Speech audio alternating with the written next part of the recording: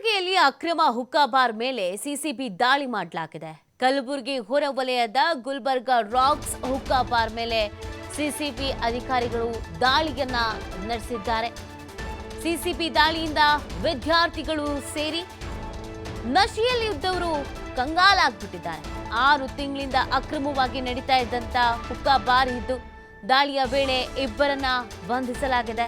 ಮಾಲೀಕ ಸೇರಿ 4 ಪರಾರಿಯಾಗಿದ್ದಾರೆ ಅನ್ನೋದ್ರ ಬಗ್ಗೆ ಮಾಹಿತಿ ಲಭ್ಯವಾಗ್ತಾ ಇದೆ. ಅತೀಫ್ ಹಾಗೂ ಮುಜಾವರ್ನನ್ನ ಬಂಧಿಸಿದ್ದಾರೆ ಸಿಸಿಬಿ ಪೊಲೀಸರು. ನೋಡಿ, ಬಹಳ ದೂರುಗಳು ಕೂಡ ಬರ್ತಾ ಇತ್ತಂತೆ ಈ ಹುಕ್ಕಾ ಬಾರ್ಗೆ ಸಂಬಂಧಪಟ್ಟಂತೆ. ಕಲಬುರಗಿ ಹೊರವಲಯದ ಗುಲ್ಬರ್ಗಾ ರಾಕ್ಸ್ ಹುಕ್ಕಾ ಬಾರ್ ಇದಾಗಿದೆ. ಸಿಸಿಬಿ ದಾಳಿಯಿಂದ ವಿದ್ಯಾರ್ಥಿಗಳು ಸೇರಿ ನಶೆಯಲ್ಲಿದ್ದವರು ಕಂಗಾಲಾಗ್ಬಿಟ್ಟಿದ್ದಾರೆ. ಅವ್ರು ಅನ್ಕೊಂಡಿರ್ಲಿಲ್ಲ ಬಂದು ಹಿಂಗೆ ದಾಳಿ ಮಾಡ್ತಾರೆ ಅಂತ. 6 ತಿಂಗಳಿಂದ ಅಕ್ರಮವಾಗಿ ಈ ಹುಕ್ಕಾ ಬಾರನ್ನು ನಡೆಸಲಾಗ್ತಾ ಇದೆ. ಒಂದು ಹುಕ್ಕಾ ಬಾರ್ ನಡೆಸಬೇಕು ಅಂತ ಅಂದರೆ ಅದಕ್ಕೆ ಲೈಸೆನ್ಸನ್ನು ತೆಗೆದುಕೊಳ್ಬೇಕಾಗತ್ತೆ, ಪರ್ಮಿಷನನ್ನು ತೆಗೆದುಕೊಳ್ಬೇಕಾಗತ್ತೆ. ಬಟ್ ಇದಕ್ಕೆ ಅದು ಯಾವುದೂ ಇರಲಿಲ್ವಂತೆ, ಅಕ್ರಮವಾಗಿ ನಡೆಸ್ತಾ ಇದ್ರು ಬರೋಬ್ಬರಿ 6 ತಿಂಗಳಿಂದ.